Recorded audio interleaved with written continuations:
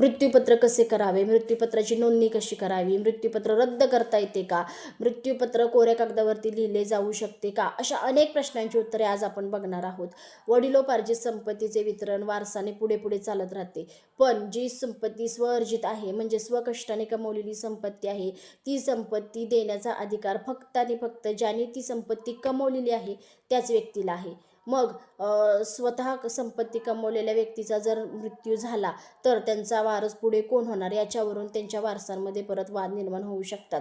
म्हणूनच हयातीत असतानाच म्हणजेच जिवंत असतानाच त्या व्यक्तीने स्वतःचे मृत्यूपत्र तयार करून घेणे गरजेचे ठरते, जेणेकरून पुढच्या वारसांमध्ये संपत्तीवरून वाद निर्माण होणार नाहीत.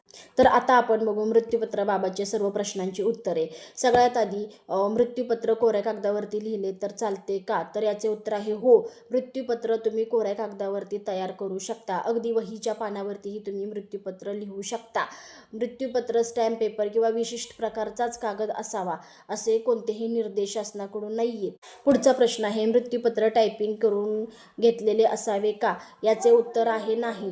तुम्ही तुमच्या मातृभाषेत ही मृत्यूपत्र तयार करू शकता, पण जर तुमची इच्छा असेल तर तुम्ही मृत्यूपत्र टायपिंग सुद्धा करून घेऊ शकता. पुढचा प्रश्न आहे मृत्यूपत्र स्टॅम्प पेपरवरती तयार करता येते का, हो. स्टॅम्प पेपरवरती तुम्ही मृत्यूपत्र तयार करू शकता. तसेच कोणती संपत्ती कोणाला द्यावी, त्याचा वारस कोण होणार याचा पूर्णपणे तपशील त्या मृत्यूपत्रात असणे गरजेचे आहे, जेणेकरून पुढे कोणती संपत्ती कोणाला द्यायची याच्यावरून वाद होणार नाहीत. पुढचा प्रश्न आहे मृत्यूपत्र तयार करताना साक्षीदारांच्या सह्या असाव्यात का, तर याचे उत्तर आहे हो. मृत्यूपत्र तयार करताना 2 साक्षीदारांच्या सह्या असणे आवश्यक आहे, पण ज्याला तुम्ही वारस म्हणून निवडताय त्याची सही मृत्यूपत्रावर साक्षीदार म्हणून चालणार नाही. तसेच मृत्यूपत्र तयार करणाऱ्याच्या वयापेक्षा जास्त वय असलेलाही साक्षीदार चालणार नाही.